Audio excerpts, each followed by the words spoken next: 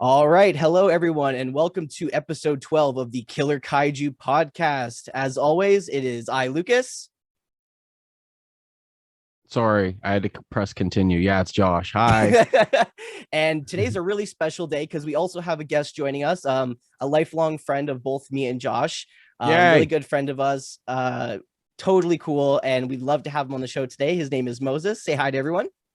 Hey everybody. I just want to say thank you guys so much for having me on the show. I'm Oh, super man, excited to dig into this one. it is the I'm not. pleasure. So I feel terribly bad for our dear friend Moses today because he's seen a few Godzilla films in his time when he was younger, but has not watched them recently. And this is probably one of the silliest ones to come into. But hey, you start from the bottom, you work your way up. So at least we're all here to have a good time. And I'm sure we'll all enjoy it regardless. This movie is widely loved, but also widely hated. It's probably the most controversial film next to the 1998 American remake of Godzilla. No, it's not really Godzilla, let's be honest. But that's arguably said about this film too. So that being said, folks, whether you love this film, whether you hate it, a lot of these are personal opinions and first-time reactions to the movie. So if you have any other opinions that why you love it or maybe why you don't love it, always feel free to contact us on our Facebook. You can add us on Twitter at Killer Kaiju Cast. And as always, you can just message us directly through our Facebook if you'd like. And Instagram. We got that Yes, shit too. even Instagram. We got everything. like Pretty much Instagram. everything except for TikTok. So We should have a TikTok. hey, if you guys want to see a TikTok of our stupid shenanigans with these films, We need let an us know. OnlyFans. Only kaijus. Yeah, we'll just like cosplay as kaijus with our PPs out. Alrighty, Oof. folks. So we're gonna jump right into this film. There's a lot to tackle in this film. There's also a lot to make fun of, but there's a lot of cool behind the scenes stuff to go with this movie. So as we go through it, we will definitely be talking more about the behind the scenes and the story of this film, while also tackling some of the scenes. As always, this is a podcast / commentary, so you are more than welcome just to listen to the podcast for the information and the good time and hang out with us and hear our lovely voices. Or you can watch along if you have the film at home. There's two versions of this film. The Japanese original is what we're watching today, All Monsters Attack. There is an always. American re-edit, as always. They came out 2 years later, and it is titled awfully Godzilla's Revenge, which makes absolutely no sense with the plot. But either or, both films are only an hour and 9 minutes, an hour and 10 minutes. So I think it's just the slightest little bit of extended footage. So you should be okay regardless on which film you're watching if you'd like to watch it along with us. So we'll get right started, diving right into this film, if I dare call it that. And we'll do a countdown from 3 and we'll begin. So You on the got that countdown. You got that 3, 2, 1 going? Oh, I got that 3, 2, 1, baby. Finally. So on the countdown, here we go. So 3, 2, 1, and let's start this. Anus.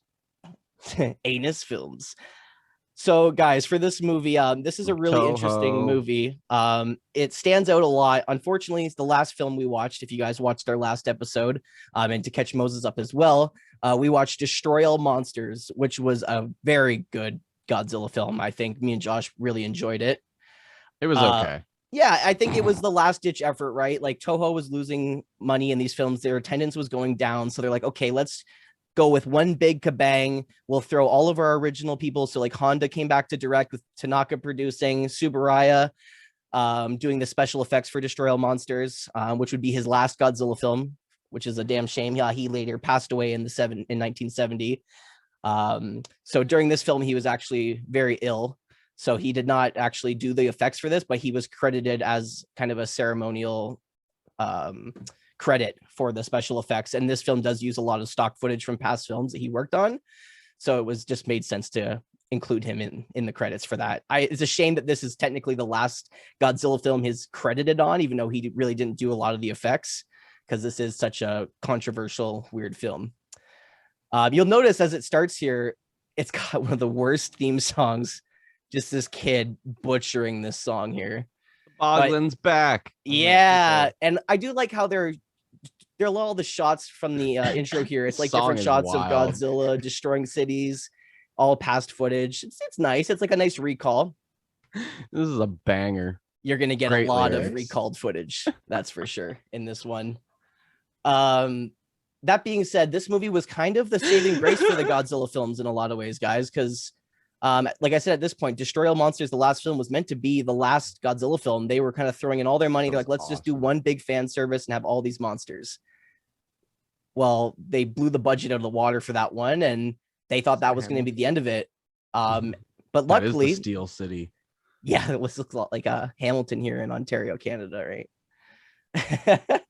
So it opens up here, and this film does take a very different drastic approach. You notice when they show you Japan and all the other movies, it's always nice set pieces, colorful cities. It's not like the industrial side like this. And this is really taking the first step into saying, hey, this film is a lot different from the other ones. It has a very different feeling. Yeah, but this is more realistic. All the other ones look too cartoony. So Wait, right? And that's what a lot of people actually like about this film, is the fact that this is interesting in the Godzilla film. And we were talking earlier when we were discussing the film, talking about how this movie those doesn't kids really ran fit. so fast. This film doesn't really fit in continuity with the rest of the movies. And there's a partial reason for that. This film, surprisingly, does not take place in the Godzilla universe. This movie is a lot like, for horror fans, an easy way Why the hell are we here? to say it is like it's Wes Craven's New Nightmare, Ew. A Nightmare on Elm Street. So if you've seen that one, the story is that like it's the actors actually filming the Nightmare on Elm Don't Street watch movies, it. and Freddy comes through and is actually killing them in real life, the actors who played the characters normally. So the idea of this movie is our little main character here, Ichiro, basically is a huge Godzilla fan. He loves the movies, he loves the films, he's a huge fan. Go Godzilla. Go Godzilla shocked. I like how they show you the English translations for the lyrics It's great. in the I love it. subtitles. These are hilarious. Manila is trembling too. Wham bang crash. Wham bang crash. So yeah, like I was saying though, this movie, like I said, so he's just a fan of Godzilla, just like we were as kids, and that was kind of the idea, is that he's just a Godzilla fan, and kind of everything we see monster wise is his imagination and him coping with his life. Essentially, is kind of the Whole angle they were movie, going he's for. in a coma. You know, Ooh. kind of.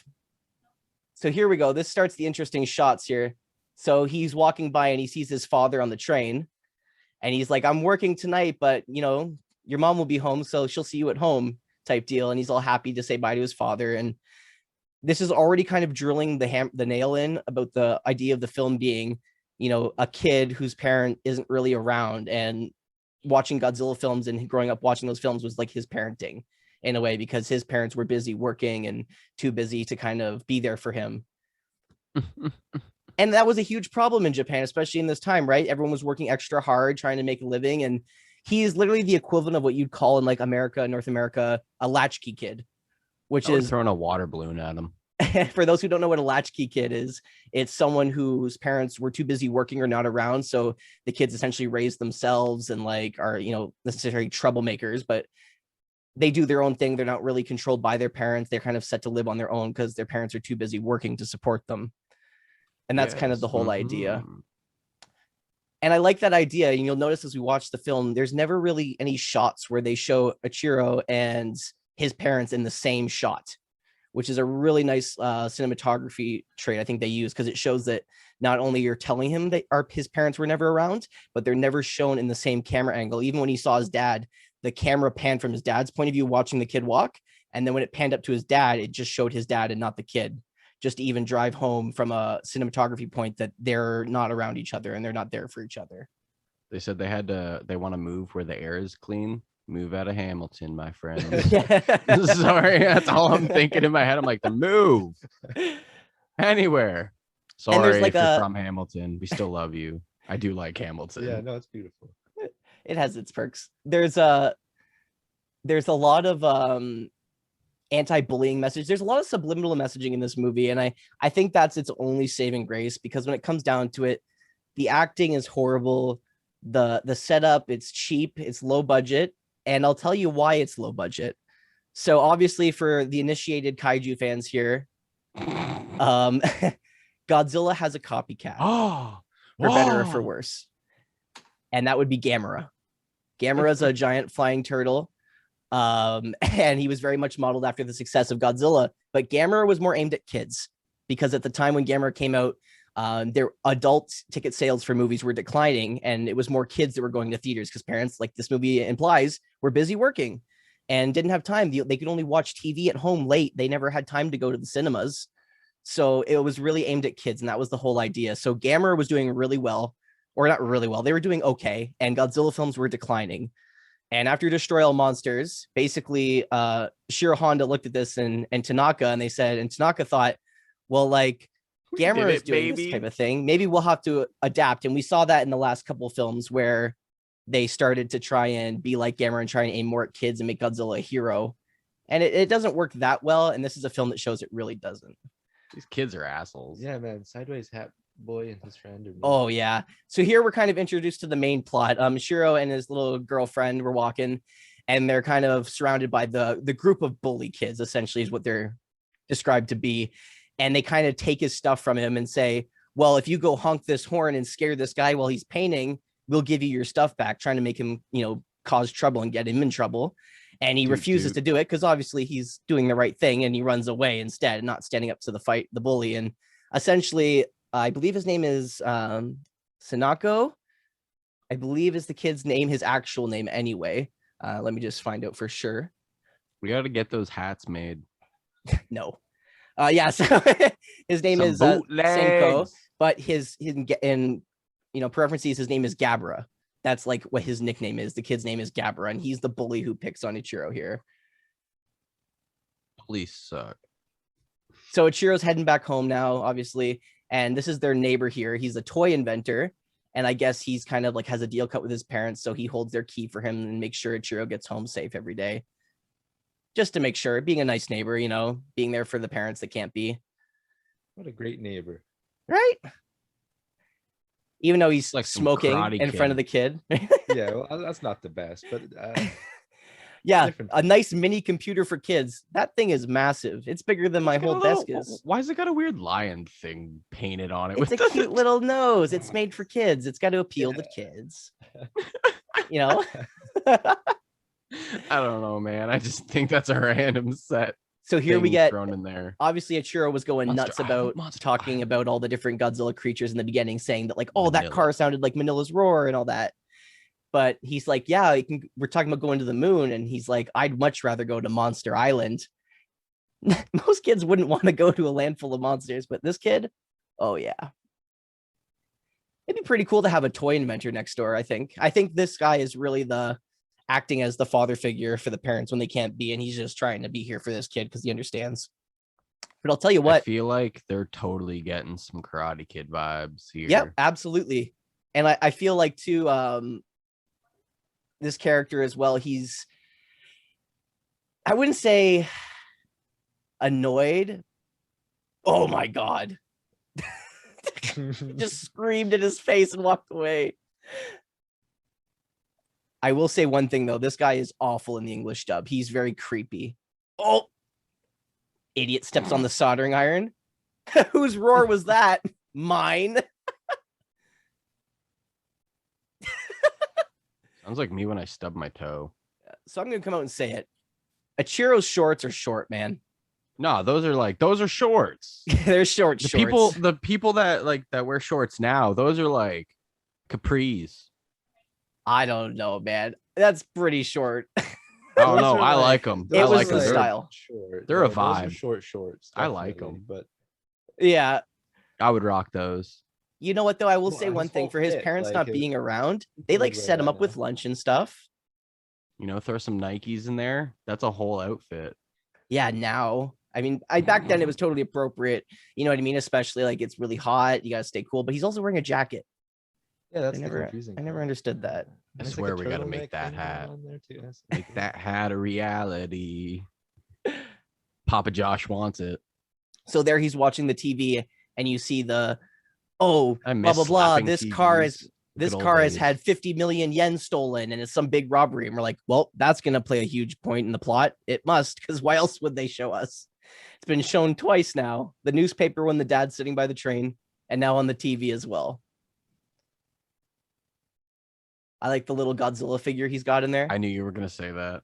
I had a very similar Godzilla figure growing up. It got pretty wrecked because I was very hard on my toys, unfortunately. But he's a pretty smart kid. Like he's gathering, you can see he gathers junk and stuff and he puts it together to make things. And You see, even in the beginning, he gathers the stuff that the bullies take from him. Yeah. And I wonder, it's got to be, I think this is a plot device why it was implemented, is because you feel like because his parents aren't around, he really looks to their neighbor, the toy guy, as his father figure on who he looks up to. And that's why he's also creating things with like technology and trying to create things just like his neighbor is, because he's really the father he looks up to the most because he doesn't see his parents, right? I think that's like a nice little nod there.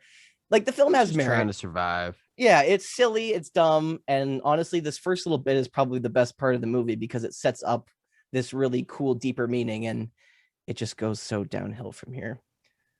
So right now, you can tell he's kind of having like a dream, or he's like daydreaming about what he's doing, right? Because he's like playing with the monitor and he's like dialing in, and he's like, I'm dialing into Monster Island. So now what we're seeing here is all like a fever dream, I guess. I don't know. He's picturing himself going on a plane to Monster Island. So when you joked about the whole movie being a coma and he wakes up, the funny thing about this film is all of the monster scenes, like we said, this movie takes place in reality, in our world. So Godzilla doesn't exist. He just watches the movies. So what he's doing is kind of recollecting all the movies he's watched that we've watched. And he's kind of putting himself in the shoes of all the scenes that we've previously watched and like making it be some kind of lesson that his parents would have taught him, but he's using the Godzilla films to teach him those lessons instead. So I get where they're trying to go, but the fact of the reused stock footage means we see like 3 different Godzilla suits. So here we're getting the Son of Godzilla. This is a scene from Son of Godzilla when he's fighting the Kamacuras, if you remember that. And he's got the derpy Godzilla eyes that raise way off his head. Ooh, that was a big power bomb. Yeah. The fight scenes in Son of Godzilla were good. It's not like they were bad by any means. No, these are pretty good. Oh yeah, playing catch now. Oh yeah. This was a good scene from Son of Godzilla.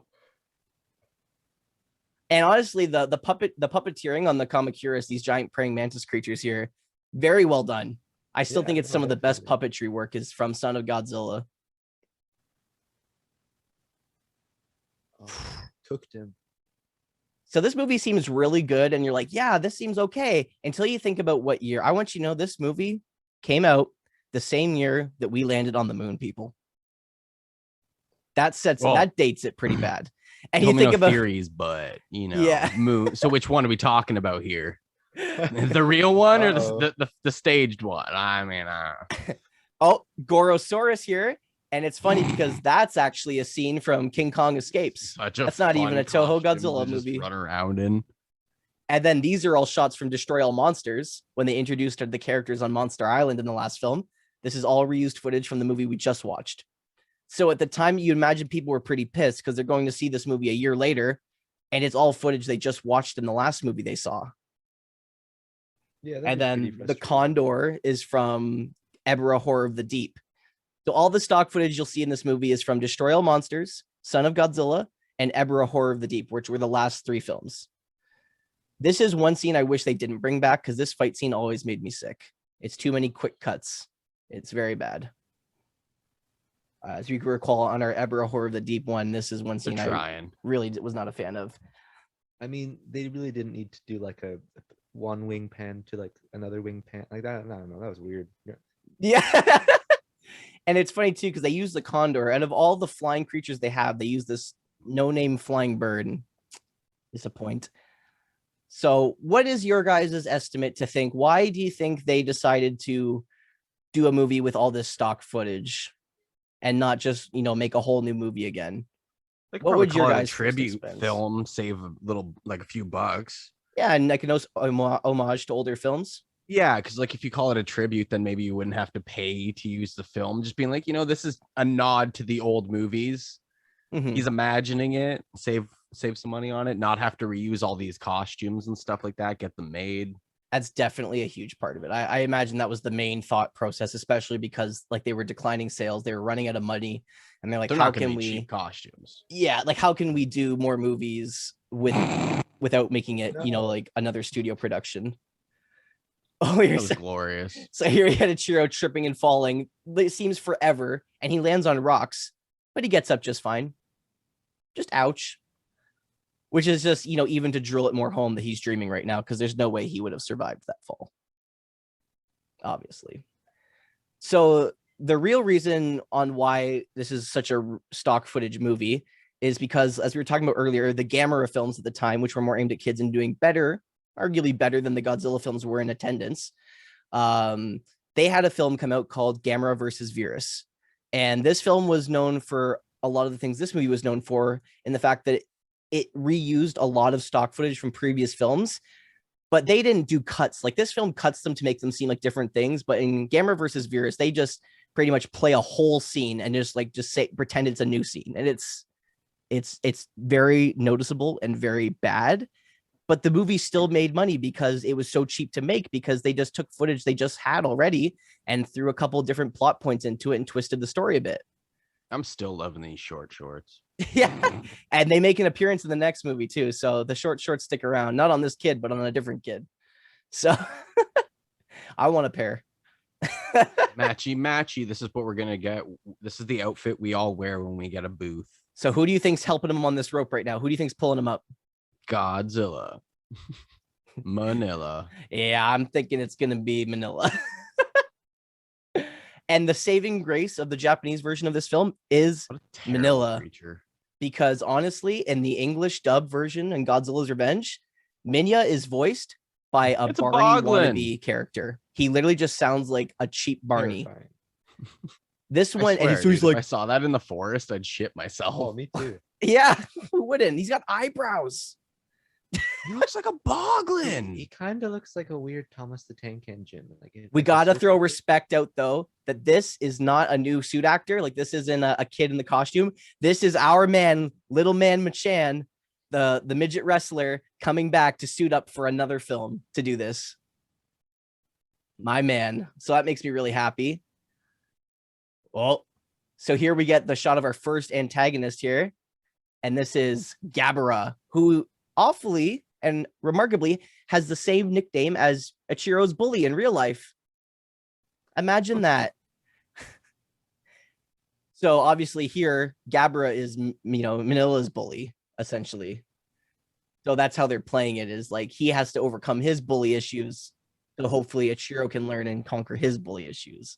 So this whole dream is essentially just a way to show himself how to stand up to his bullies. Because obviously his parents aren't there to teach him those lessons, right? But yeah, so going back to the Gamera thing. So they made Gamera versus Virus, all of stock footage. And basically Tanaka, the producer of the Godzilla films, pretty much all of them, he asked the screenwriter at the time, well, can we do something like this? Can we work a film into reusing old stock footage so we can, maybe hopefully make a profit to make more movies after it and try and do this? So this was the most reused footage film. They tend to do it in the next couple films a little more, a lot less, just a little more than the regular footage is what I meant to say. So they maybe have like 10% stock footage and then the rest of it is all redone. But this movie, because they did that, made enough money, because they saved enough money making it and still made a decent profit off film viewing it, that they were able to continue the Godzilla franchise. So in a way, this movie saved the Godzilla franchise. It may have stopped forever if they didn't do this. I also feel like that's why it's got a shorter run time. Yep, because they didn't have to film as much. There's some shots they do refilm. Like, I know when we watched Son of Godzilla, the scene where Godzilla's teaching Manila how to use his atomic breath, that one is reshot. So you'll notice the suit is actually the new Godzilla suit in this movie, but they just reshot the scene because Ishiro Honda, the director, thought that the scene was a little too friendly and Godzilla wasn't hard enough on Manila, because especially in this one, it's about, not having the proper parenting. So they wanted to have that be in contrast with Manila as well. They should have brought back that scene where it's Godzilla's mouth, then the spider's mouth, or whatever butt, or your dreams will come true, sir. Rats. It's in this movie. Okay, good. Yeah, absolutely. I hope so. I want Moses to see that scene. It was really weird. It is definitely in the scene, and it makes it better. Godzilla's eyes, and then his eye or mouth, and then it's basically Godzilla saying he wants to face slam the spider. It's a very spicy with his giant schlong. Hail bang him. Whoop whoop. Oh, so now he woke up, and now he's going back to sleep. So they're really driving it home that this is all in his dreams. And that's a really good excuse to use the stock footage. I think it's creative. As much as I hate it, I think it's creative that they managed to use the stock footage in a way that They make it adaptive to the film. They're not just playing it and saying, this is a new fight. It's like, no, this is the same fight that the kid saw on TV, and he's putting it in his own perspective to learn from it. Yeah, but I wish there was no Manila and just Yes. Godzilla. Because, like, well, I mean, if you're gonna picture yourself with a monster, wouldn't you want to be like with Godzilla or like a better monster? Oh no, here comes the bully kids again. Throw rocks at him. Be like Oh. Godzilla. Yeah, well, he's gonna try. He's thinking about it. Do it. Nope. Damn it. Changes his mind. So looks like he's gonna go have another. He's gonna have to go learn another lesson from Manila before he goes back to stand up to his bully. Try and blow the atomic. I like breath this. at It him. looks like a face. The warehouse there. Yeah, no, It's a robot. Now I don't know if you guys noticed. Does that building look a little off to you? Yeah, it looks like a wall. It's because it is. It's a painting. Yeah. Okay. Cool. They because, couldn't like, it's even a afford. wall. They couldn't even afford to shoot a warehouse and pay the rights to the people who own the building. They just had to do a painting because it was cheaper. I mean, Hey, you I got to do what you respect got to do, that. right? Yeah, exactly. Pay a local artist. And I'd assume this is all a set because if you look at the Support windows, small local, business. Yeah, yeah. exactly. support the small Yeah. businesses, not these guys. I do like how resourceful the kid is, though, and I Just rewatching magically it. knows where the parts are, though. Yeah, Something's fishy here. I mean, you can tell this is where he finds all of his junk, right? This is where he normally goes. You find his closet full of He junk. is This is the warehouse he goes to. Scavenge this frequently at the He's a film. pirate. I love it. Brave kid, though. I'll give him that. You know what I mean? Oh, Like just yeah, going this into an kid- Yeah, abandoned leaves the warehouse house in alone. those short shorts. I love it. Confidence is off the scale. Yeah. Not with the bullies, though. No. Oh man, there's like 5 of them though. That's pretty Yeah. scary. I will say the one thing that is a bother about this film is the continuity of the Godzilla suits. And I get they were just reusing footage, but the fact, like we were talking about, Son of Godzilla has probably one of the worst Godzilla suits. And I feel like the contrast of them changing really hurts me sometimes when I watch this movie. But And then they all get hit by cars. I'll tell you what, though, if you guys want to have a End good of the laugh, bullies. you watch the English version of this, Godzilla's Revenge, because the kid has the most annoying redubbed English voice. And the little girl who he's walking with at the beginning is obviously just an older man doing a young girl's voice. And it's very obvious. Oh, that is great. And like we were talking about earlier, like Minya, like his voice is all like, "Oh, hey there, guys. I'm just a little guy." Ho, ho, ho. And he sounds just like a Barney character ripoff. One day we definitely It's gotta bad. watch that just for the laughs of the voices then, because that Yeah. sounds hilarious. Yeah, no, that does sound good. Well, so there's Don't go obviously up someone in there. this building. I'd be a little sketched out here. He's finding, like, he's just picked up like personal identification of somebody, and then he's gonna go up to Sick pair of see. headphones, though. It's Yeah. Manila. He's finding good stuff here. Yeah. Oh no! So if you guys recall, we were shown twice the bank robbers who stole all that money were on the run, and the cops were looking for them. Now, of course, they just happen to Kidnapped be short hiding out in the shorts, kid. warehouse where Ishiro is. And at this moment, he's got their information. He's got their ID. So at this point, he's a huge a problem to the target, bank yeah. robbers. Oh yeah. Because God forbid if he brings that information to the police and they look it up and be like, yes, this is the guy who stole it. They have his address, his identification. They know he was in this building. So they can't let him go. Yes, he smacks the other guy. Look what you've done. And he dropped his driver's. That's what it was. It was his driver's license that fell out of his pocket. Now they gotta move to Canada. Yeah. So we haven't talked too much because we just kind of saw him a little bit there. But Gabara, we saw brief clips as he was walking up to Manila. Really interesting looking kaiju. We'll get a little more into his design as he gets a little more screen time. But I find he's one of the most human looking kaiju. So the fact that he has hair, he has more of a human like posture, and he has no tail. And I think the design in that, they were really trying to make him look humanistic to give the similarities to Ishiro's bully. This is a weird scene. We just I got wonder what the Ishiro price twerking on the is. front of the car. I want to know what the price is. That's a nice car. But yeah, he's just wrecking on this car. Like, this isn't your What a car, dick. dude. How's Yeah, that a it's- junker? It's a pretty sick car. Yeah, that's what I thought. I have a driver's license. That's Called too out. funny. He knows. Now, I will say one thing about this movie, and it'll make a lot of fans who know this movie laugh and cringe a little bit because me being a kid, being into Godzilla at really an early age. Like I said, I liked these movies before DVDs were around even. So when they started getting released and they did the classic media collection of the Godzilla movies. So for those who don't know, they're the green covers that often all look the same and they have different names on them. They were a full collection they did. This was the very first Godzilla movie I ever owned on DVD. And it was the English dub version, Godzilla's Revenge. Big oof. Because at the time I'd watch my VHS movies, but this is the only movie I had on DVD. So this is the only thing I could watch in my room because my VHS player was in the living room. Oh, that's a oof. Yeah. So especially coming from the other Godzilla films and how great they were, like I had Godzilla versus Mecha Godzilla. I had Godzilla versus Megalon, which are two films we'll be getting to in the next 5 films.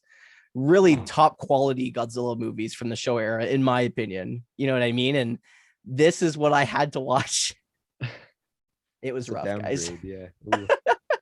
But in a way, it was a cool movie to own because at this time, like I didn't own the earlier Showa films like Ebirah Horror of the Deep or Son of Godzilla because they didn't exist at the time, right? So they weren't available to watch. Like they were getting kind of just released slowly in. So for a lot of the times, like the fight scene between the Kamacuras we just saw and the like we talked about the Son of Godzilla shots in the future and all those shots I've never seen before.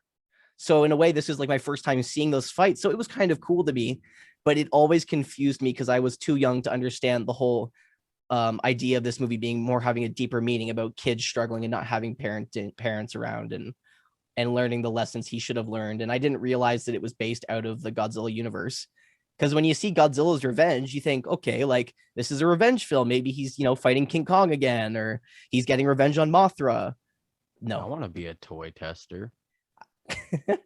That's a great. Sorry, I mean, we kind of are. I'm No, paying attention to the movie. You have yet to, but I know you're going to. But we all spend disgusting money on these toys, and I feel like we're kind of testing them. No, I don't want to admit anything. I know, bro. You're one to talk. I look up at my shelf and I just see my paychecks. Bruh, I just dropped $300 on a fingerboard ramp. That's true. Sad panda. Damn, boy. Worth it though. It's a fresh ass ramp. Is it? Is it worth it? Yeah, no, definitely is. So obviously, the toy collector, you find out that car down there that was like his car, and the police come in and they're like, just so you know, just in case you missed it the first 3 times they mentioned it in the film, just to make sure you know the plot, bank robbers have stolen money and they're looking for a car to steal. So please be aware of your car. Wink, wink, nudge, nudge. So far, Moses, what do you think of the overall the feeling of this movie being like your first Godzilla film in a long time? Oh, this is fantastic. Right? It's got some like love to it. It's cute, and especially watching, like I just watched the Mortal Kombat movie with a friend the night prior to recording this, and we were talking about how like CGI and cinematography is great and all that, but when it boils down to the story and like there's just no like they're trying to go for modern day tropes that everyone's like, and like profile every character and make it relatable to someone. Like it hasn't become just making art and making a film just to have fun. And that's what these movies have always represented to me. Like even as like, especially because Josh has just watched them all, every film is dramatically different. Like it follows a similar design. Like you can tell this is their style of filming, but they always try and do something different. And I find that's something that's really lacking in films today. You know what? Definitely. I just realized I didn't ask this question, and out of 12 episodes, I believe this is the first time. Where's Eye Patch Man? Oh, bro, you think they could afford Eye Patch Man in this movie? They couldn't even afford to film new footage. -1. This movie is a -1. I don't think you can go as far on negatives. I find this movie is one of those Godzilla movies, though. You can't compare it to the other films around it because, like we said, it's based out of the universe of Godzilla. I feel like this movie kind of needs to be taken as what it is, and it's an art satire, very different, and they're trying something new and just doing something separate from the film that it normally does, like a one-off spin-off film kind of. I'd compare it to like a its own, fan like, film. That kind of same, You know, like if a fan was to see like a Godzilla movie, it's like, I want to make something like this, like again, tribute, but it's not exactly there. And I'll tell you something that will shock you really a lot here. So Ishiro Honda, who's the director, oh, here we get a nice slow-mo shot. Run! And then they superimpose Gabra chasing him. Oh, the tension in this scene. Right? Then Dun, he dun, trips. dun, dun.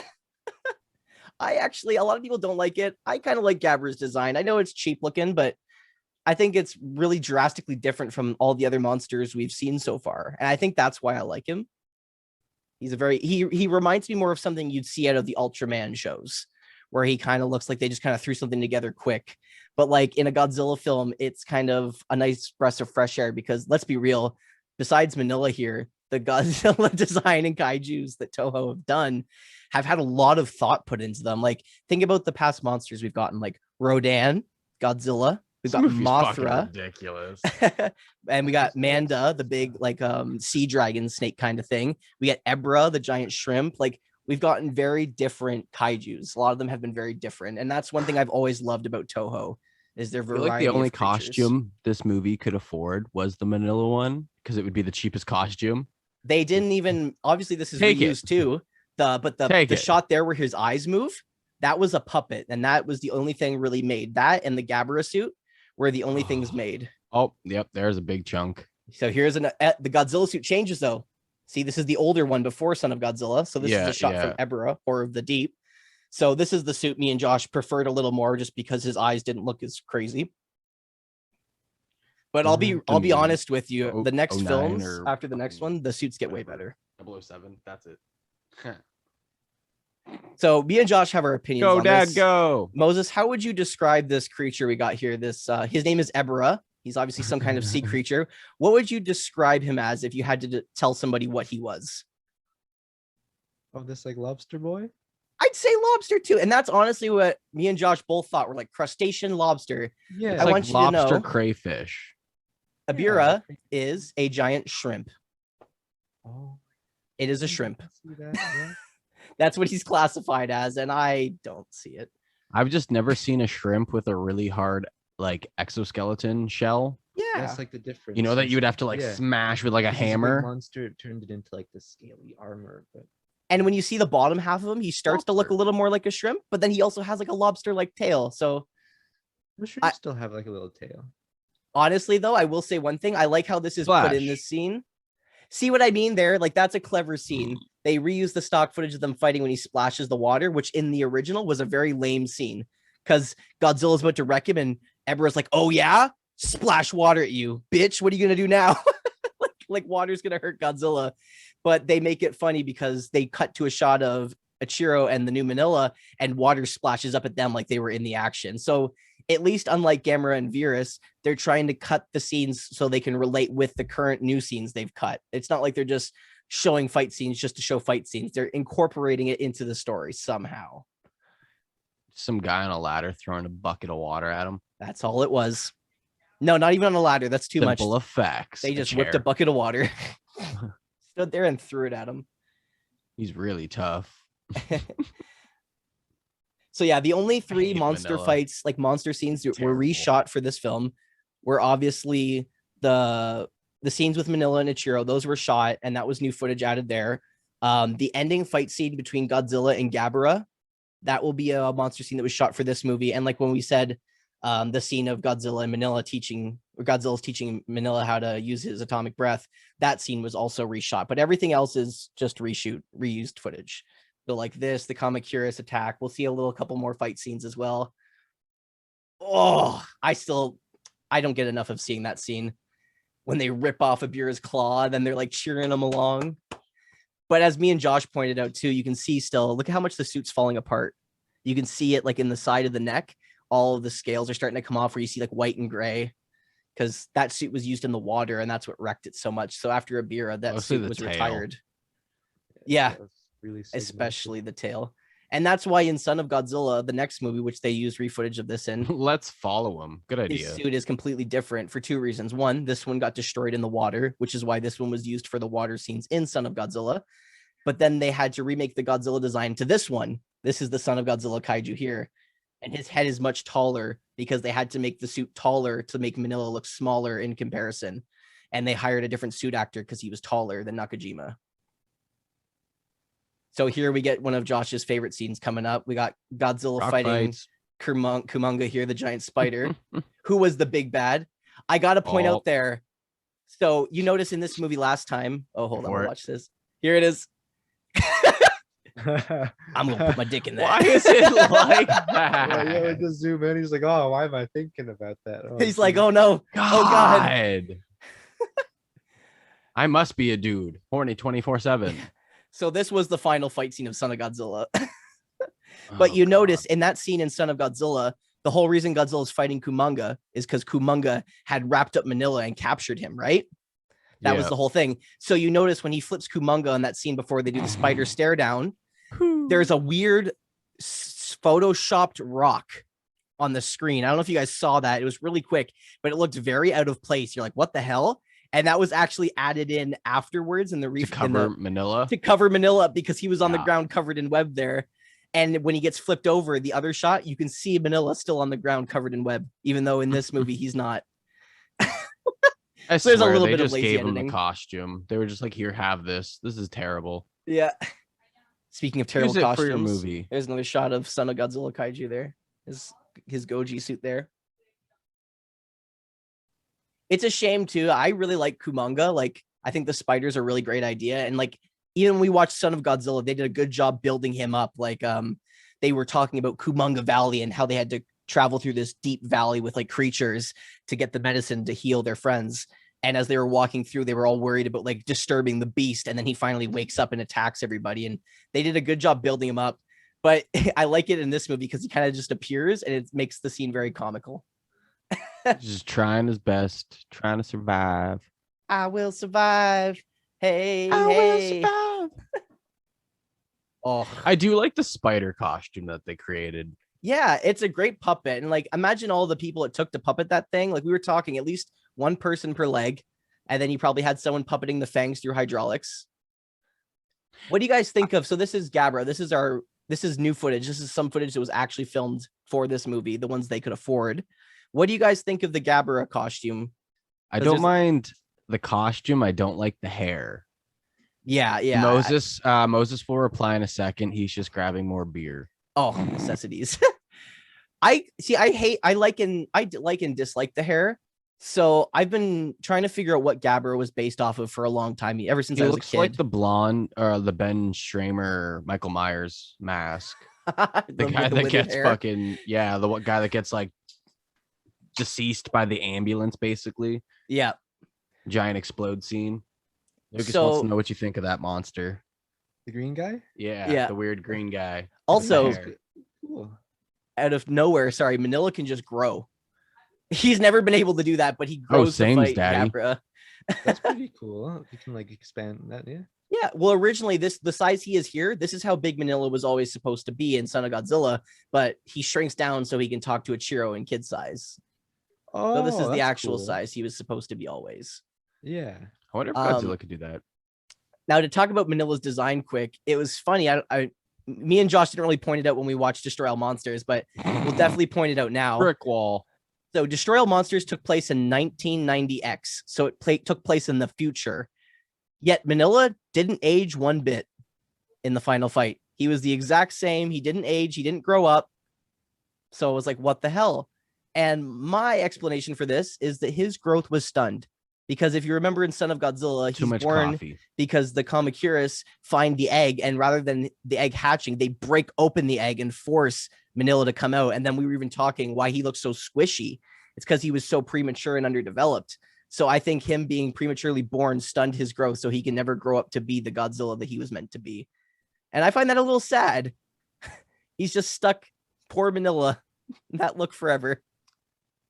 That ugly little guy. It's okay. He's still lovable. Oh, so now that you're back, Moses, what did you think of the costume for Gabra there? Oh, I thought it was cool. I liked his like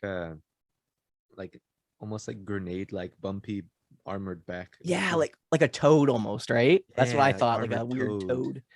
Yeah. Josh didn't like the hair, and I'm not a big fan of the hair either, but I think the hair is added because they're trying to make him more humanistic, right? I feel like the hair, if they did the hair, they like ran it down like the body maybe and made it like longer. I think that would have been better. And I think they were trying to make it look more human, so people will make the comparison between that Gabra and Ichiro's bully, because that's why he has no tail. They're trying to make him like human-like. The other spin on it, we'll see it later. Gabra has one ability where he can charge his horns and make electricity come out of his hands. And it was at that moment I figured out what he was. And I It think was that at that Gabra, moment we knew we were knew fucked. at this moment he was a ghost. So I think a lot of the inspiration for his design came from the Japanese Oni. For those who don't know what Onis are a spirit in Japanese traditional culture where it's almost like a spirit, wandering spirit representing like I believe in some points, I could be completely wrong. It's uh usually resembled from thunder and lightning and that kind of thing of like the gods taking their wrath. And that's kind of what an Oni is and represent. That's why I think they added the thunder powers. And if you look at pictures of what Onis look like in mythology, they're often described of like multiple horns, thrashy hair, kind of ogre like Shrek like appearance. You know what I Yeah, mean? like it's probably based off of Rajin, the god of thunder, the Yeah, and Japanese like god of thunder. trollish. Because like I have him tattooed, and now that I'm looking at my arm and then looking at him, I could see where the similarities would come in. There you go. So I think yeah, that's where they got yeah, the definitely. design from, whether that was what they were going for. And the fact that an Oni is a spirit that hangs around and causes trouble for Japanese somebody, gods. that kind of represents that Ichiro's bully is like an Oni, like he's the Gabara, right? Go So hug here we go. Papa. This is the reshot footage. So this is the scene where he teaches Manila how to use his atomic breath. But as you can see, his suit's different now, right? It's not the Son of Godzilla suit. This is the newer Godzilla suit they're using. And I like that, like Ashiro Honda wanted to reshoot this because they wanted to show more of a negative parent impact. See, he's more aggressive in this one, and he's standing farther away from Manila. In Son of Godzilla, he's standing right next to him, patting him on the back and threatening to hit him and shit. But in this one, they wanted to make sure Godzilla was standing far away to kind of show that absence of parenthood, just like Ichiro's parents, where they weren't near him and weren't around. I don't know. I liked the threatening part. Oh, Yeah. there we go. He steps on his Go. tail. In Son of Godzilla, there is a scene where he threatens to hit him, and they took that out of this one. But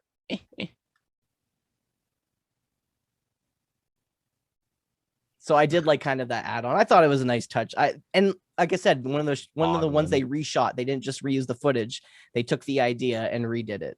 Not a boy, Manila. It's oh, all right. oh, kidnapped. Man, Yeah, that's that a was bomb. Oh. good spooky leaf. So then he wakes costume. up out of the dream, Exactly. and it's the bank robbers. So this is the first time we get a kid getting kidnapped, and disturbingly enough, this happens quite a bit in these movies where a kid is kidnapped. Like, if this was meant for kids, are they trying to terrify kids? I don't. For kids by kids. Is Hato Shoes a brand? Is that a real brand? Can I buy Possibly. some? Buy a nice I want pair of that Hato hat. shoes. Yeah. Yeah, want some. I think we could find the hat. I think we could find his yellow ball cap there for sure.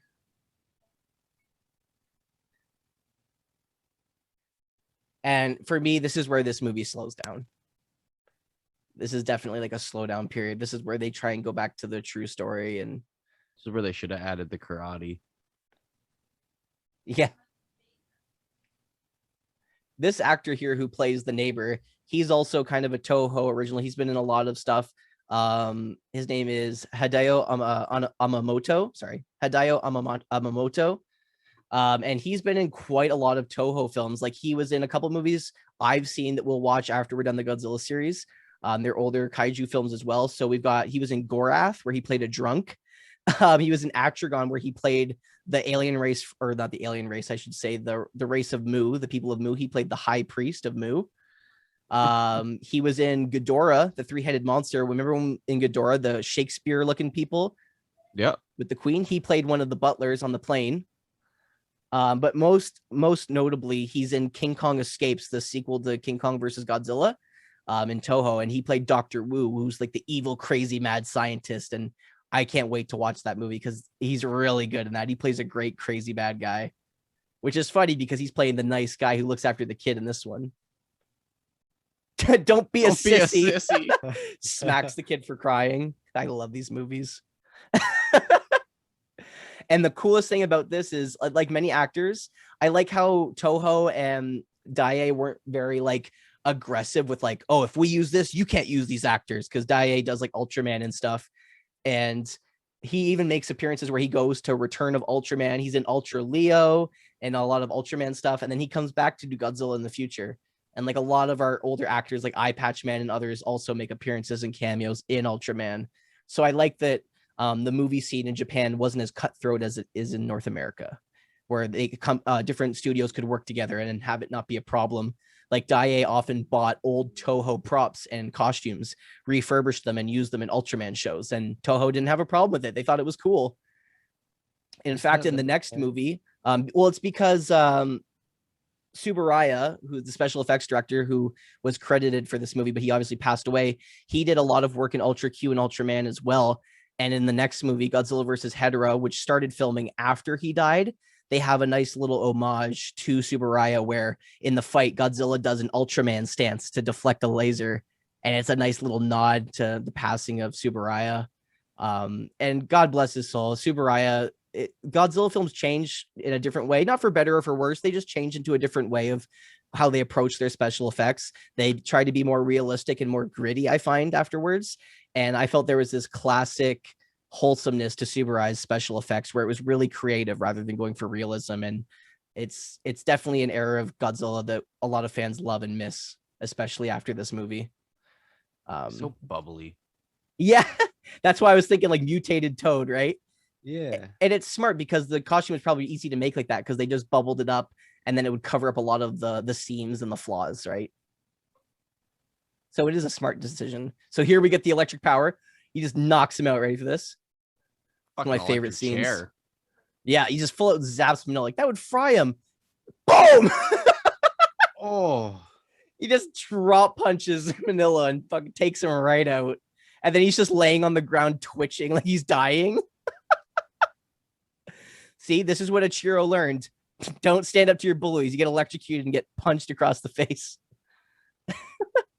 But here we go. Ichiro's going to help. Ready for this one, guys? First silly moment of the movie. Boom. See, because he uses the rock on his tail to fry his face just like before. Just like Godzilla stepped on his tail earlier. Should have set his hair on fire.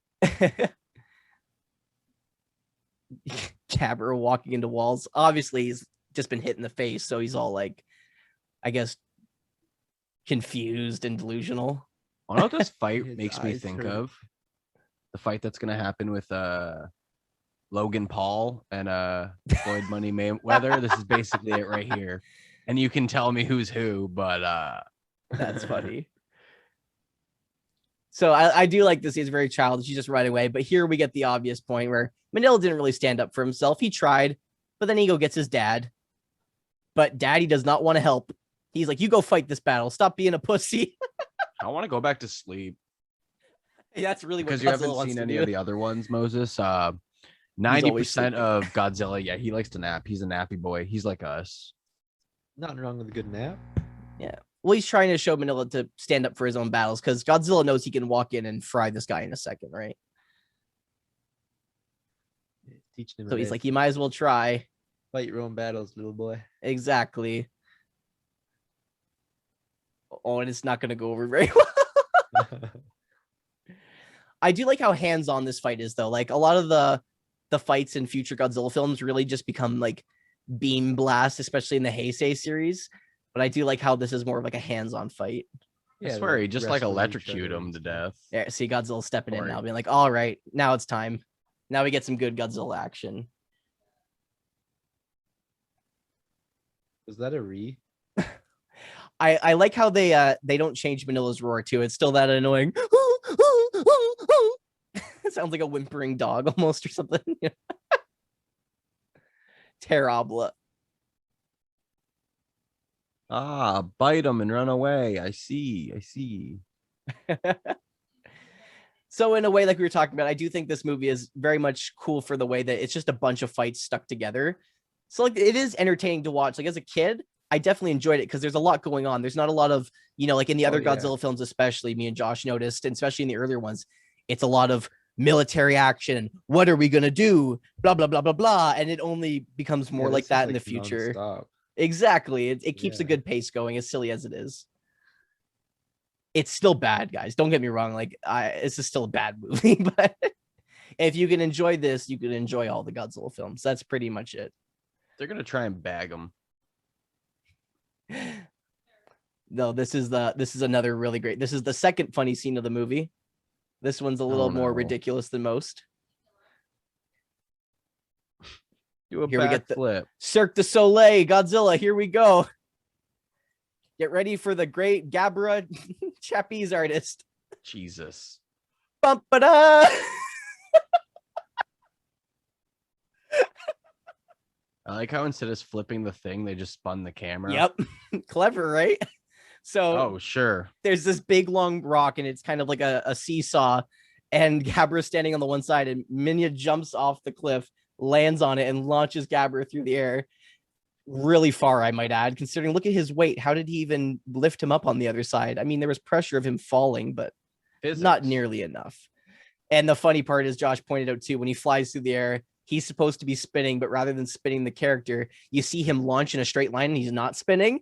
And then they cut to the camera just spinning while the character is isolated in wires. Oh my goodness, is he gnawing on his leg? Oh, dirty time. All this kid is going to learn from this fight is to bite people. Yeah, like keep that. Remember that, because that is true. He most definitely does learn that. Don't bite people. I know. It's funny because they try and put so many like little messages in to try and be like, oh, stand up to your bullies and all this. The kid still comes out being an asshole. And he's, if anything, it just teaches him to be more of a bully than be a better person. Like, rather than doing the right thing, just punch him in the face and call it a day. Like, no.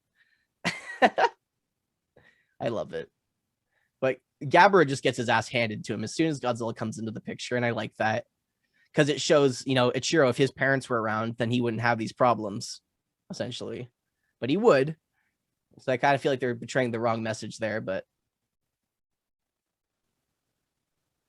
Oh, tickle time. Godzilla just is like, ooh, this feels good. Like electricity ever stops Godzilla. Look at, he's like, Kong tried that shit and it didn't work. Now I'm just going to suplex here. Wah! Love it. See, this is the saving grace of this film, is this fight scene. And I do like the Goji suit they use here. I feel like this is where Godzilla starts to get more on track with how he's going to look in the future. I felt it funny too, as the movies got more kid-friendly, Godzilla got less kid-friendly looking. But I love the brows on this Godzilla. I believe this body is the same, but they just modified the head. And Gabara limps away the loser. Not even surprised. Well, yeah, like he was going to stand up to Godzilla. No, I'm your friend. Don't. Godzilla's like, yo, do I got to bitch slap you, boy? And of course, he wakes up to show he was dreaming. So, but now he's learned all those lessons. He just saw the big fight. So what's going to happen now? Are we going to see a big fight again in the real world? Nah. I think so. Nah. I don't know if it's going to be that big of a fight. But I don't think it teaches a good message, because what this says to me is, okay, if you ever become a captive and you're a kid, attack your captives. I don't think that's a good lesson to learn. Bite them. You should cooperate and figure your way out. Nah. Just dream of Godzilla. I mean, always keep attacking them as an option, but yeah. Yeah. I get what they were trying, like, you know, like stand up for yourself and stuff, but then using it in a dangerous, serious moment where there's criminals with weapons holding you hostage.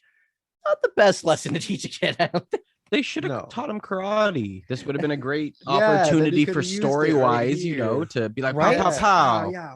And like in future films too, there's a really funny scene too where the one girlfriend in the future films like knows karate, and it's so funny because everyone gets their ass beat, and then she comes in and it's just like, what the guy, and just owns them all. And I'm like, yes, why has this never happened before? That's what I'm saying. Like, they missed an opportunity with the storyline where they could have taught him karate.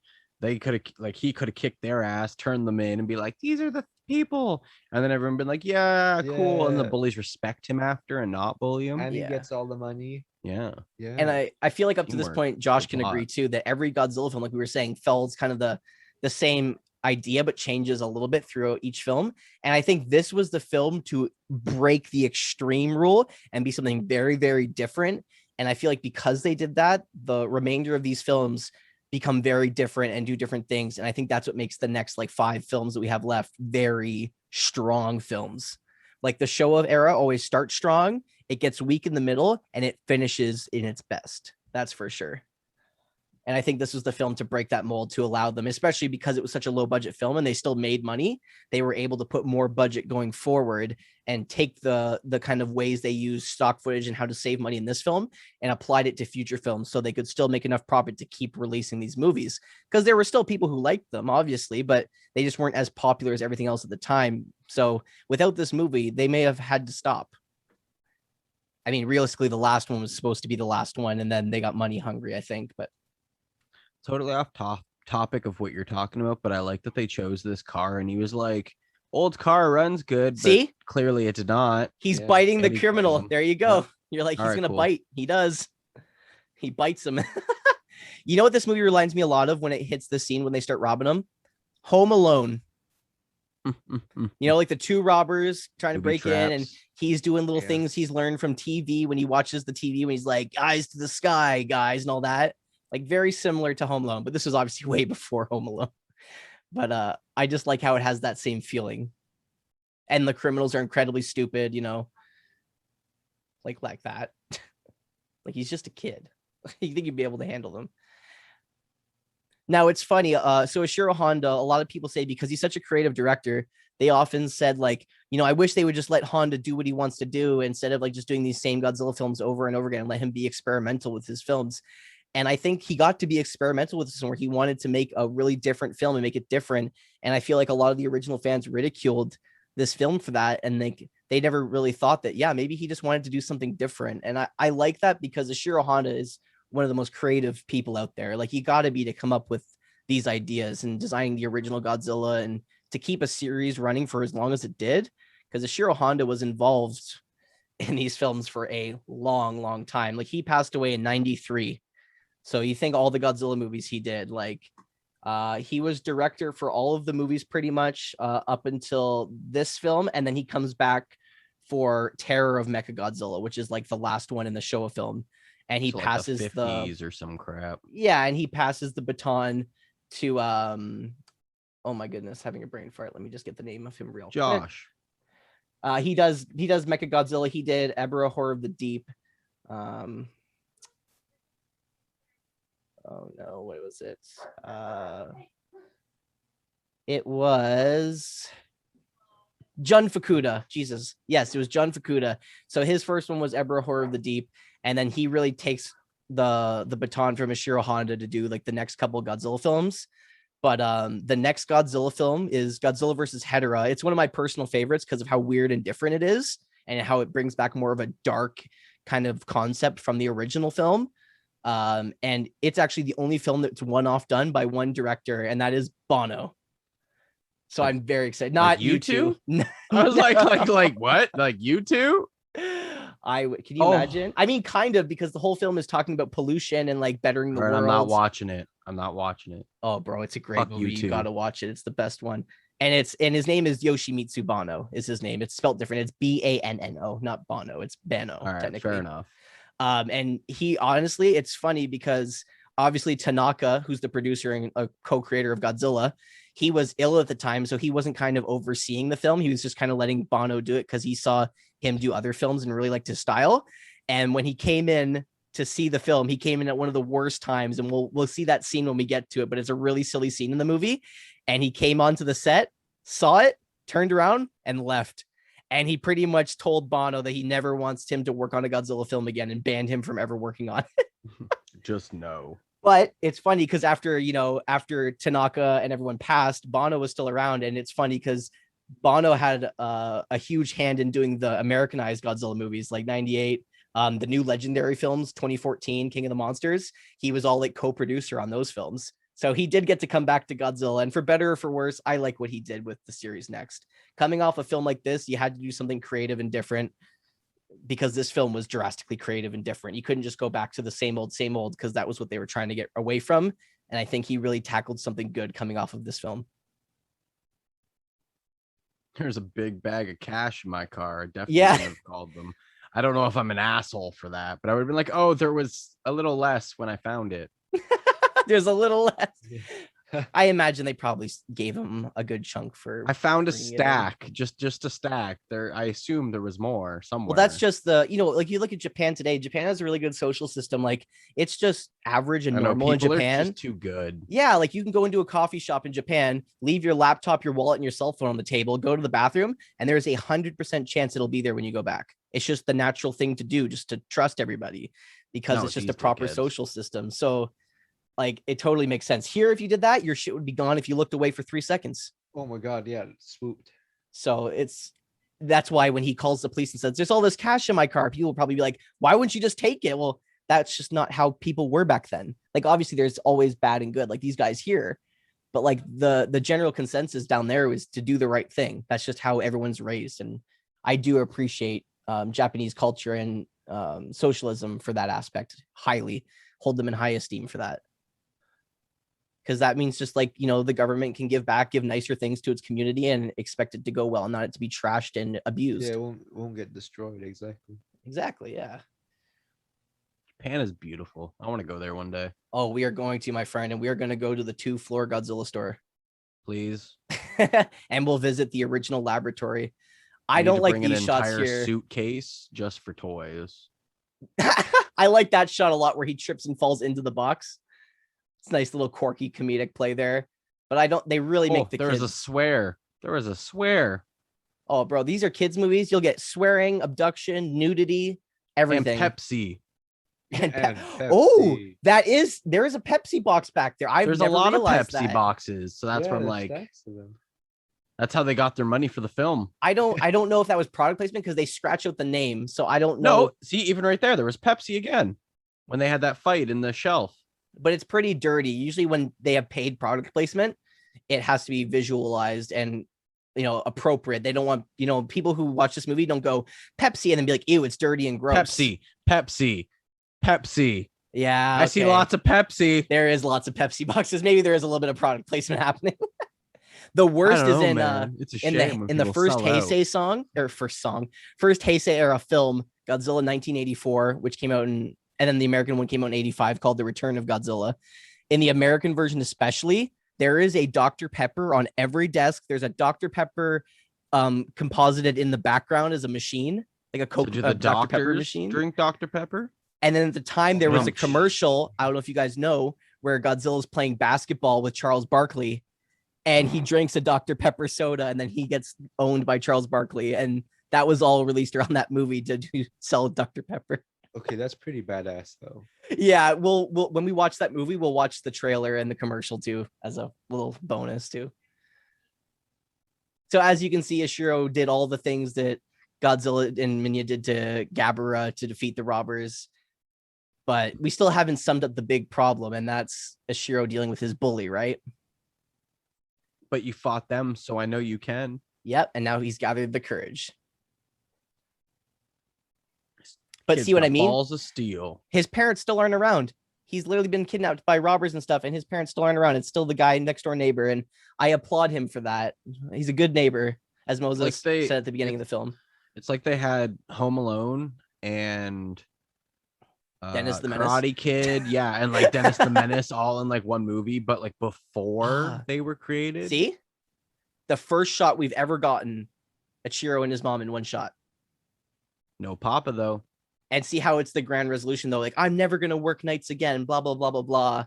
So they're kind of like saying like, parents need to be there for their kids, et cetera, et cetera. But then the kid says, I can take care of myself. You need to make the money. So they're trying to show They don't need you. Yeah, they're trying to show kids, like that they don't need their parents and that what they're doing is important and they understand, which a lot of kids don't understand. I think they were trying to drill that home to kids a bit. But this is the heartbreak of the movie here. As soon as he leaves, she gets upset and starts crying. And you can see that this was definitely added as a scene where you're supposed to feel, you know what I mean? Like the parents are just trying to do their best and even they have their own battles because they can't be there for their child.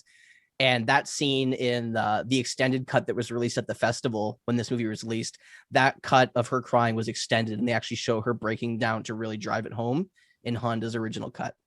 But that when it came to a theatrical release, they shortened it. And they thought that it was a little too depressing to have the mother crying because obviously it was aimed at kids. They wanted it to be more fun, right? Kids don't like to watch depressing things usually, especially in the Like when they watch these high giddy, fun movies with the tone that this movie had, it would have been a little bit of a downer to have that kind of ending. But I feel like that was what Honda was trying to tackle, was a serious issue, just like he did with the original Godzilla. And he was really trying to make a film that would adapt for this time. And he did with what he did while trying to save money. And I think he did all right. Like the Also, film did is you not notice that that it's great. full circle? Yep. Like full circle. There's even the guy in the background on the working on the thing. Still with working on the motorcycle. sign. You're just a bully, Gabra. And he calls him Gabra too. This is one of the worst cut fight scenes ever. Look at this. The stop, it just does like stutters. Damn. They're trying to build intensity, but I've never seen a film style like this before. Is it creative? Indianapolis Yes. 500. Is it effective? No. It just makes me a little sick and wonder what the frig is going on. Just these quick shots, and it makes it even worse in the English cut, because while this is happening, the English actors are going, "Ay, oh, ah." It's terrible. Oh, that's great. But it's not like, I hate not bullies, Japanese too. accents. It's like, Yeah. it's Yeah, stuff like that, from yeah. like an off-brand fighting game that no one played. That's the sound effects. Here we go. So this is what I don't get. He stands up to the bully, he beats him, and he proves his point. But now he's gonna go and honk the horn on this guy's bike anyway. And annoy him. So he stood up and did the right thing, but then he still did what the bully told him to do. So the kid learned nothing. He's just a dick, and now he's become the bully. So if anything, he learned not to be Manila. He learned to be like Godzilla. And Godzilla's a big-ass jerk. And I think that is the true message of this film. Godzilla's an asshole. And so is Ichiro, and kids never learn. So essentially, we were just given that whole life lesson for absolutely no reason.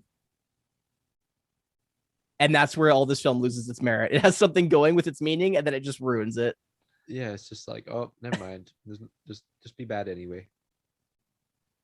And then he tells his dad, "Please apologize for me. It's all my fault."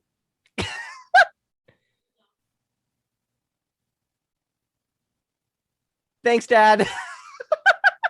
Teamwork. Causes an issue, leaves his parents to deal with it. What's that like? Kind of when Manila picked a fight with Gabra without telling his dad, and then ran and told his dad that he was beating up this guy and made him fight his battle for him. And now he's I'll friends pay with the your bully and all the laundry bill. kids.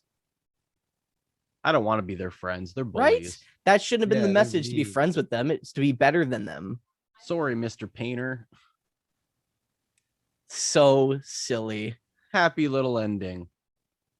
Ta-da. Thank God it's only an hour and 9 minutes. Toho 69. All right, really quick at the end, because it was a shorter movie, we're gonna have a little bit of a talk through about the film and talk about some key points here. So All we'll right, start talk with to Josh. Moses. I gotta pee. No, Okay. start with Wanna Moses. start I with gotta pee. Moses because Josh's got to pee. Moses, what did you think of this film being your first Godzilla film you've seen in a long time? How did you feel about it? Be honest. I actually enjoyed it. Yeah, you I like the did. quirkiness of it. I like the quirkiness of it. I did. It's definitely not something to be taken seriously, though. No. It's like a fun sit down movie to kind of like pick apart and just take it as it is, not to like read into it. Like, Yeah, and I think that if we ever watch the English dub, it it's very much like how I would describe it is like when we watch let's say we were to watch Scream. Okay, the original Scream horror movie. It's great. It's a serious movie. It's got tolls. And then we're like, okay, now let's watch Scary Movie. And that's the only way I can describe this movie between the Japanese and the English dub is it's just like taking the original film, changing it a little bit and making it more ridiculous than it should have been, because they go as far to change the actual script and everything, and not only the voices. So all the things sound so out of context and bad, and it's questionable to say the least. And not to mention them getting like older people to play younger roles, like the older guy to do like a girl voice for the one girl, and it's just atrocious. One thing we always do as well, folks, we're gonna end it with doing this as well. So for past films, we always try and guess the Rotten Tomato score of the films we watched. For you, Moses, just recollect on a couple past films. Most of the last films, like Son of Godzilla, which took a lot of footage from this movie, was about, I believe it was 75% or 65%. It was pretty high on the Rotten Tomato meter. No, that's pretty good. Yeah. Yeah, for Rotten Tomatoes, that was really shocking. And they tend to go a little easier on older films because obviously for the time, they can't really judge it too intensely from that angle. But like, let me just kind of bring up what Son of Godzilla was here. Also, I'm back. Perfect. Yeah, like we were saying earlier, how would you describe the difference like of like the Japanese version to the English version of how silly it is? It's kind of like if you were to watch Scream and then watch Scary Movie. Like that's how much of a drastic difference it is. Oh, Or sorry. that, So Son of was it Godzilla was Speed Racer? 60%. That was what it was. So 60% for Son of Godzilla, and Ebra Horror of the Deep had a 65% Rotten Tomato score. Or no, it was 55. It was lower. What did this have? Well, what do we think Godzilla's Revenge got on the Rotten Tomato score? 78. That's way too generous, bro. What did we just watch? 69. Okay, I feel like it can't be higher than the other movies. No, Ones. definitely not. It's very low, guys. Oh, like 30. 25%. Hey. And what do you think the audience score is, which is usually always higher? 10. 17. But Lord behold it, I'm pretty sure that this is not the lowest rated Godzilla film. At 25%, I still think it's higher than some of the other films. Like Godzilla 1998, we can shit on this one. We'll watch it eventually, but it's no hiding. It's garbage. It was the American movie that they tried to take Godzilla into the States, and Toho gave them the rights to do it and trusted them and destroyed the brand so bad that Toho had to make their own series of Godzilla again so they didn't destroy Godzilla's reputation forever. And that film is the official lowest Godzilla score, and it has a 15% Rotten Tomato score. Okay, that's pretty. Yeah, 10 lower than this film. To the bottom of the barrel there. Yeah, and like there's some lower films, like surprisingly enough, the newer legendary films, King of the Monsters, which I love, had a 42% in its Rotten Tomato score, but it's because it was very much fan service. And like you can really tell in the scoring because Tomato gave it 42 while the audience gave it 83. So when it's that dramatically different, you know a film was made for the fans. So it'll be cool as us watching all these films to get to those ones so we can really appreciate what we're seeing. And it's really great for them that angle. So the next film we're going to watch is really cool. Like I said, it's a one-off film. Yoshimitsu Banno did it. Very different from this movie, thank goodness. And in ways, this movie combined with the next film are really the two films that managed to get Godzilla back up on his feet so that we can really be given a proper send-off to the Showa era of Godzilla, which is the longest running series of Godzilla films, because the other ones, Heisei has 6 films, I believe, and Millennium has somewhere around 7 or 5. So it is definitely, with Showa having 15 films, it is the longer series. So we're on the 10th film, so I believe. So we got 5 films left in the Showa series. But yeah, so for better or for worse, guys, movie is a good watch to have a good time. Put in comparison of a Godzilla film, it's not good.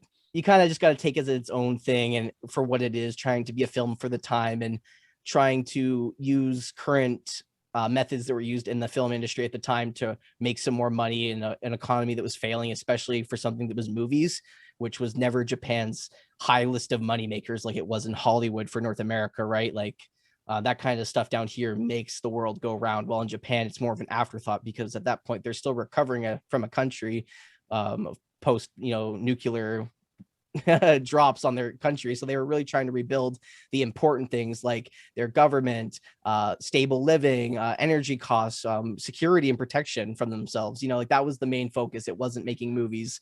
So I think for what they had to work with, they did a really good job at trying to keep the Godzilla series going without, totally halting it to a stop. So what you're telling me is Godzilla isn't essential? No, not at that time. Damn.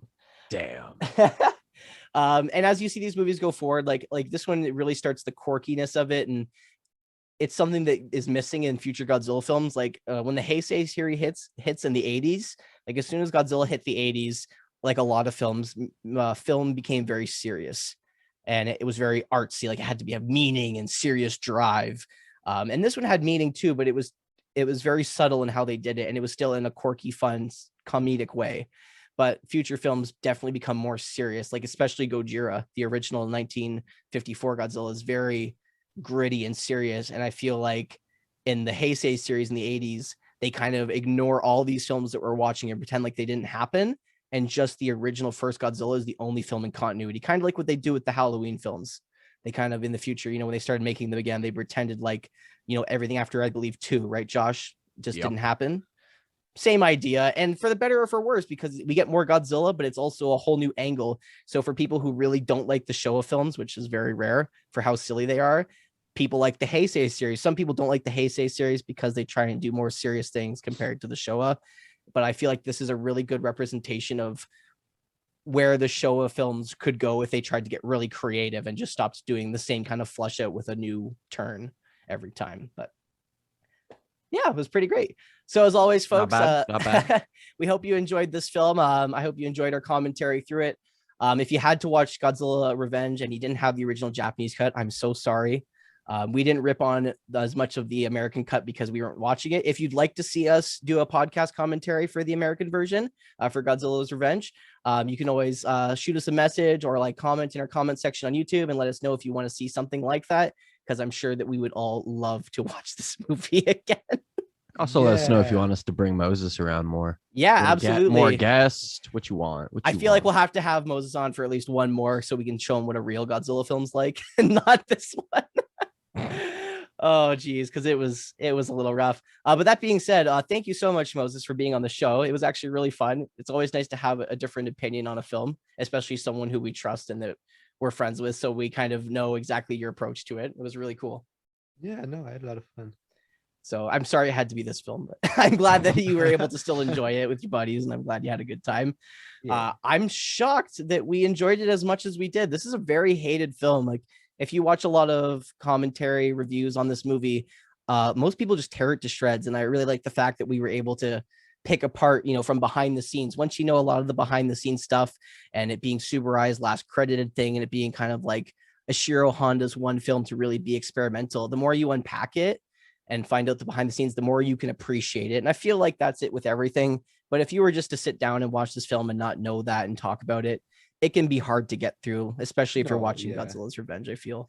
If you're expecting some like super fantastical AAA, like crazy CGI, no, you're not getting that there. But yeah, if you want a real story, go watch the original. Go watch Gojira if you want a serious take on Godzilla. If you want to have a quirky, fun time, you watch All Monsters Attack. Yeah, from what we got, it wasn't terrible. It was a good laugh. Yeah, and it's a short and sweet. Short and sweet. Good concept. Alrighty, guys. So that being said, the next film we will be conquering in the Godzilla series will be Godzilla versus Hedorah, or Hedorah, however you'd like to say it, the Smog Monster. Like the first one tackled a lot of, and this one tackles a lot of real life issues at the time, but also takes more of a serious, gritty tone. Lots of violence in the new one. So I'm sure of us being horror fans, we're going to really love that next one. But until then, guys, thank you so much for tuning in. If you have any other kaiju, horror, or old monster movies you'd like to see us cover in the future, you can always add us at Twitter, Instagram, Kaiju Podcast, or on Twitter it's at Killer Kaiju Cast. You can always email us at our Gmail, which is just killerkaijupodcast@gmail.com, or obviously just comment if you're watching on YouTube below. As always, guys, it's been Lucas, Josh, and our special guest Moses, and have an amazing time, and we'll see you next time. Bye. See ya. Bye-bye.